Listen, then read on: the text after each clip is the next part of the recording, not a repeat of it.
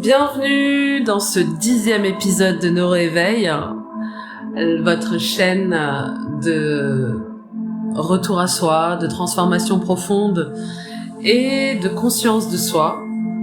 Aujourd'hui, on va aborder un sujet souvent mal compris, la solitude. Beaucoup de personnes la craignent, on l'évite, pensant qu'être seul signifie être isolé ou triste. Mais la solitude choisie est en réalité un outil puissant pour se reconnecter à soi, clarifier ses pensées et renforcer sa clarté intérieure et sa liberté intérieure. Pourquoi la solitude est importante ? La solitude permet d'entendre sa propre voix intérieure. Elle favorise la réflexion, la créativité et la prise de décision consciente. En neurosciences, être seul active des zones du cerveau liées à l'introspection, à la mémoire et à la planification. Exemple concret.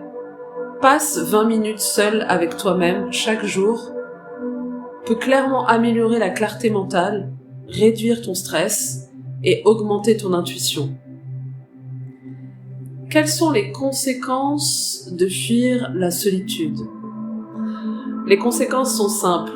Dépendance aux distractions extérieures, réseaux sociaux, télévision, relations superficielles. Difficulté à se connaître et à prendre des décisions alignées avec soi. Et la reproduction automatique de schémas de pensée ou de comportement appris.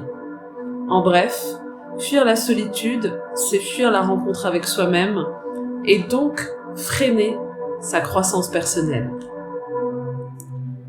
Comment peut-on cultiver le pouvoir de la solitude ?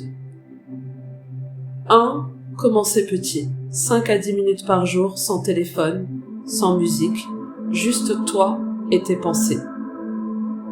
Un moment où c'est particulièrement intéressant, c'est le matin au réveil et le soir avant de se coucher. 2. Pratique de recentrage, méditation, respiration consciente, marche en nature, écriture. 3. Observer sans juger. Accueillir ce qui émerge en toi, émotions, idées, sensations. Laisse-toi traverser par tes émotions, ne les bloque pas, ne les freine pas. Ça sera le sujet de toute façon d'un podcast spécifique, les émotions.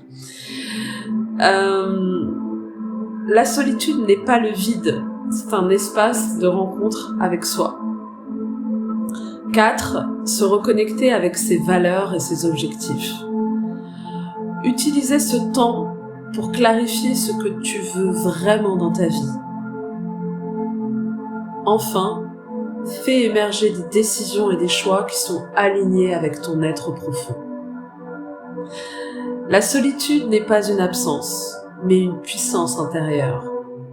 C'est dans ces moments seuls que tu deviens maître de tes pensées, que tu comprends tes émotions et que tu retrouves ton énergie. Merci d'avoir écouté ce 10e épisode de la chaîne Neuroéveil, votre chaîne de conscience de soi, de retour à soi et de transformation profonde. J'espère, et je pense même, que cet épisode t'a inspiré, alors abonne-toi pour ne pas manquer les prochains épisodes et partage autour de toi, sur tes réseaux, dans tes contacts, à des personnes qui, de toute façon, ont besoin de se reconnecter avec eux-mêmes. À très bientôt pour le 11e épisode, chiffre maître.